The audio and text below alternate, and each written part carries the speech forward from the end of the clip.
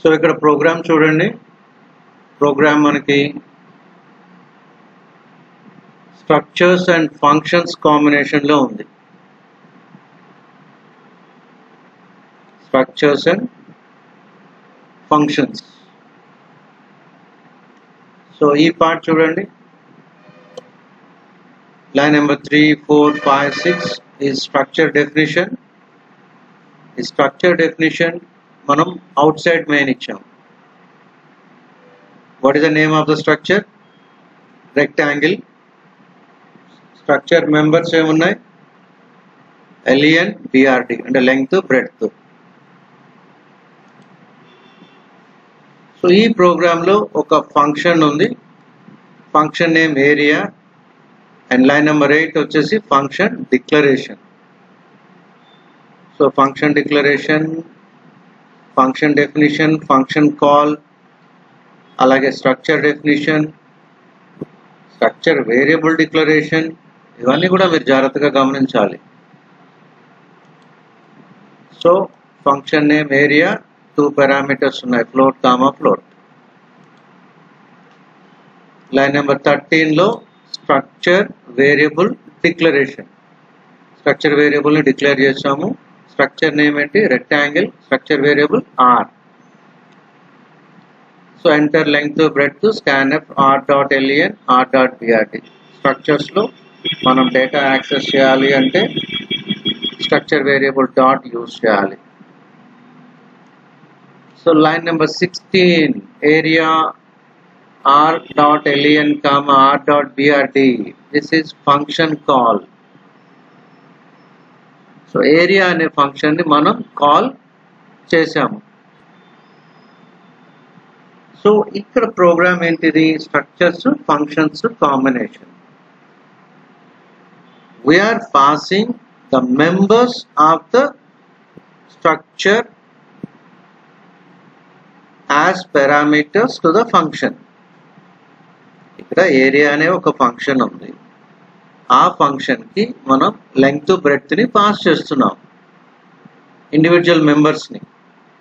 r.len, r.brd. Line number 16 లో function call.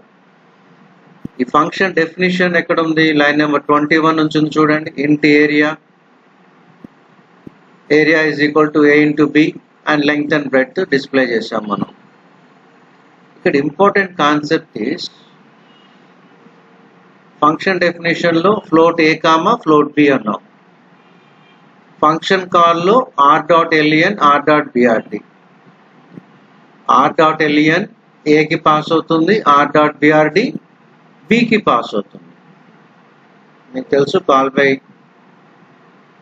Actual parameters and formal parameters అంటాం మనం. So ఇక్కడ స్ట్రక్చర్స్ అండ్ ఫంక్షన్స్ కాంబినేషన్ లో passing structure members as arguments to the function area. Program జాగ్రత్తగా గమనించండి.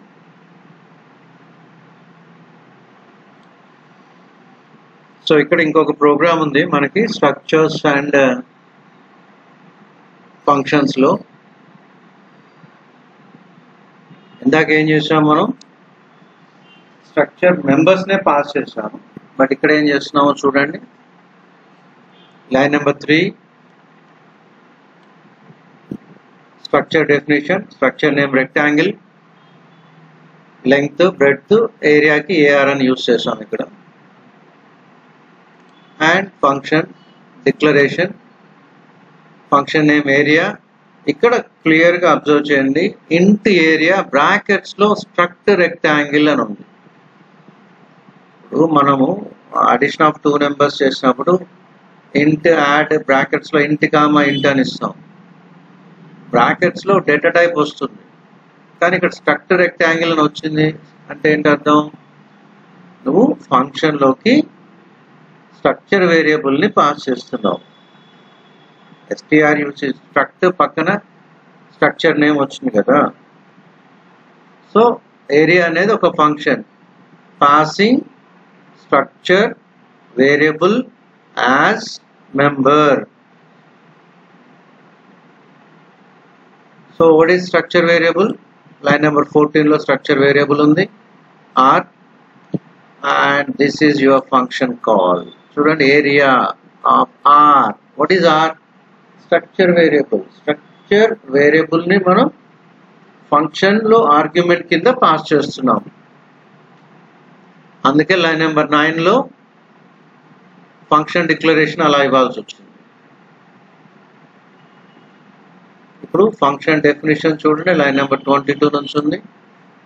ఇంట్ area struct rectangle R, r dot er is equal to r dot len into r dot br.